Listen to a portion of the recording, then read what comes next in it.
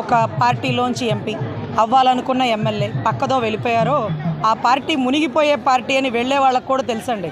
ఇక్కడ చేయలేక, ఇక్కడ నిలబడలేక, ఇక్కడ విశ్వసనీయతను కోల్పోయి పక్కకు వెళ్ళిన వాళ్ళు శతకోటి లింగాల్లో బోల్డ్ లింగం అండి.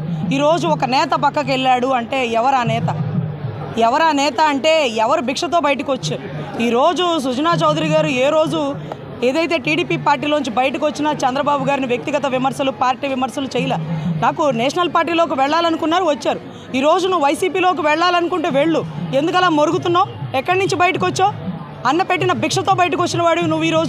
ఈరోజు నీ కోసం మంగళగిరి సీటు వదులుకొని నా నేత, నా బీసీపీ కార్యకర్త, నా బీసీ కార్యకర్త అంటూ నిన్ను పెంచి పోషించిన నాయకుడు చేసిన తప్పేనాది? ఈరోజు నువ్వు వైసీపీలోకి వెళ్తూ ఎవరో ఇచ్చిన స్క్రిప్ట్ చదువుతున్నావు. ఈరోజు తన సొంత రక్తం ఎవరి వల్ల అయితే బయటకు వచ్చినటువంటి వ్యక్తి నాగబాబు లాంటి వ్యక్తికే సీట్ ఇవ్వలేకపోయాను అంటూ సభాముఖంగా క్షమాపణ చెప్తూ నీలాంటి వ్యక్తికి ఇవ్వలేకపోయాను, అంతకు మించి నీకు చేస్తాను అంటే కాస్త ఓపిక పెట్టలేక వాళ్ళు వేసే చిల్లరికి లోబడి నువ్వు వెళ్ళిపోతే నీ వెనకాల ఒక 10 మంది వెళ్తారేమో. సొంత ప్రయోజనాల కోసం ఆశించే ఎమ్మెల్యేలను ఎవడు గుర్తించరండి. రాష్ట్ర ప్రయోజనాల కోసం, ఆ ఏరియా ప్రయోజనాల కోసం ఆలోచించాలి. సో ఖచ్చితంగా ఆయనతో పాటు ఒక 10 మంది వెళ్తారేమోనండి. కార్యకర్తలు, జనసేన వాళ్ళందరూ సుజనా చౌదరి గారితో ఎలక్షన్ అయ్యే వరకు నిలబడి ఇది ప్రచార ర్యాలీనా, విజయోత్సవ ర్యాలీనా అని చూస్తుంటే మాకే అర్థం కావట్లా. అంత గొప్పగా భారీ విజయం జరుగుతుంది. చివరాఖరులో మోసం చేసిన నీలాంటి వాడు గెలిచాకైనా ఖచ్చితంగా వెళ్ళిపోయి ఉంటాడని భావించి ఉంటారేమో రాష్ట్ర ప్రజలు. దయచేసి అందరూ కూటమి అభ్యర్థిని గెలిపించాలని వినతపూర్వకంగా కోరుకున్నామండి. జై జనసేన, జై టీడీపీ, జై బీజేపీ. రజనీ అండి, జనసేన రాష్ట్ర అధికార ప్రతినిధి. ఒక పార్టీలోంచి ఎంపీ అవ్వాలనుకున్న ఎమ్మెల్యే పక్కదో వెళ్ళిపోయారో ఆ పార్టీ మునిగిపోయే పార్టీ అని వెళ్ళే వాళ్ళకు కూడా తెలుసండి. ఇక్కడ చేయలేక, ఇక్కడ నిలబడలేక, ఇక్కడ విశ్వసనీయతను కోల్పోయి పక్కకు వెళ్ళిన వాళ్ళు శతకోటి లింగాల్లో బోల్డ్ లింగం అండి. ఈరోజు ఒక నేత పక్కకు వెళ్ళాడు అంటే ఎవరు ఆ నేత? ఎవరు ఆ నేత అంటే ఎవరు భిక్షతో బయటకు వచ్చారు? ఈరోజు సుజనా చౌదరి గారు ఏ రోజు ఏదైతే టీడీపీ పార్టీలోంచి బయటకు వచ్చినా చంద్రబాబు గారిని వ్యక్తిగత విమర్శలు, పార్టీ విమర్శలు చేయలే.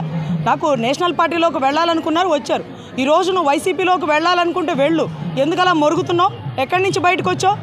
అన్న పెట్టిన భిక్షతో బయటకు వచ్చిన వాడు నువ్వు. ఈరోజు నీ కోసం మంగళగిరి సీటు వదులుకొని నా నేత, నా బీసీపీ కార్యకర్త, నా బీసీ కార్యకర్త అంటూ నిన్ను పెంచి పోషించిన నాయకుడు చేసిన తప్పేనాది? ఈరోజు నువ్వు వైసీపీలోకి వెళ్తూ ఎవరో ఇచ్చిన స్క్రిప్ట్ చదువుతున్నావు.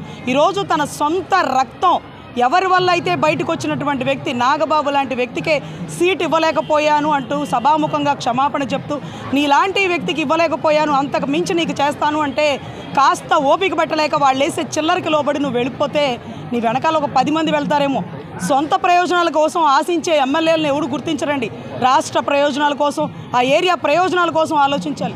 సో ఖచ్చితంగా ఆయనతో పాటు ఒక 10 మంది వెళ్తారేమోనండి. కార్యకర్తలు, జనసేన వాళ్ళందరూ సుజనా చౌదరి గారితో ఎలక్షన్ అయ్యే వరకు నిలబడి ఇది ప్రచార ర్యాలీనా, విజయోత్సవ ర్యాలీనా అని చూస్తుంటే మాకే అర్థం కావట్లా. అంత గొప్పగా భారీ విజయం జరుగుతుంది. చివరాఖరులో మోసం చేసిన నీలాంటి వాడు గెలిచాకైనా ఖచ్చితంగా వెళ్ళిపోయి ఉంటాడని భావించి ఉంటారేమో రాష్ట్ర ప్రజలు. దయచేసి అందరూ కూటమి అభ్యర్థిని గెలిపించాలని వినతపూర్వకంగా కోరుకున్నామండి. జై జనసేన, జై టీడీపీ, జై బీజేపీ. రజనీ అండి, జనసేన రాష్ట్ర అధికార ప్రతినిధి.